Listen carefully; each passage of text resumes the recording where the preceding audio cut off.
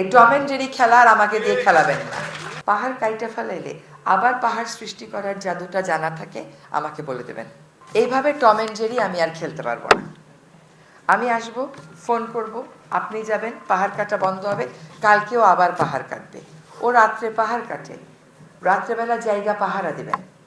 এটা আপনার দায়িত্ব, এটা সরকারের আইন।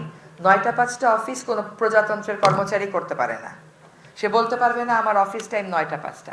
তাকে সবসময় প্রজাতন্ত্রের সেবায় থাকতে হবে। আপনারা পাহাড় কাটায় আমরা একটা তালিকা নিয়েছি, বিভাগীয় কমিশনার মহোদয় একটা তালিকা করে দিয়েছেন। আমরা বারবার বলেছি তালিকায় মালিকদের নাম দেবেন, ওনারা দেন নাই। এখন বলেছি ওই তালিকা পূর্ণ করে মালিকদের নাম দেন। পাহাড় যখন কাটবে মালিককে গ্রেফতার করবেন, শ্রমিককে গ্রেফতার করবেন না।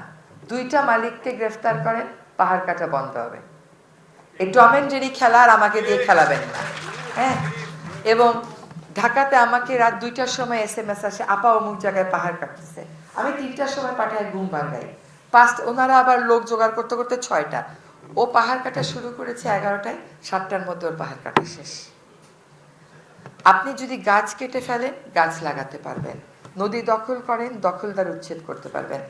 আপনাদের মধ্যে যদি কারো পাহাড় কাইটে ফেলাইলে আবার পাহাড় সৃষ্টি করার জাদুটা জানা থাকে আমাকে বলে দেবেন। যদি জাদুটা জানা না থাকে তাহলে পাহাড় আর কাটতে দেওয়া যাবে না। তো আপনারা তালিকাতে মালিকের নাম দেবেন।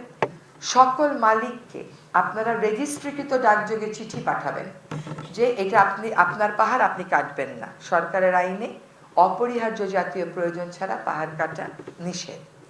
দ্বিতীয় হচ্ছে, মালিকদের নাম ধরে চট্টগ্রামের লিডিং পত্রিকাগুলোতে বিজ্ঞপ্তি দিয়ে দেবেন যে এই দাগ এবং খতিয়ানে পাহাড় আছে, এগুলো কাটা যাবে না।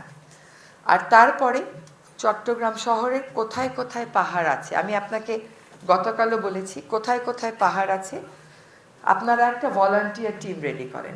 আপনার অফিস থেকে একজন, ডিসি মহোদয়ের অফিস থেকে একজন, ডিপার্টমেন্ট অফ এনভায়রনমেন্ট থেকে একজন, ফরেস্ট ডিপার্টমেন্ট থেকে একজন, পুলিশ থেকে একজন, চট্টগ্রাম থেকে 5টা, সিটি কর্পোরেশন থেকে একজন, সিডিএ থেকে একজন।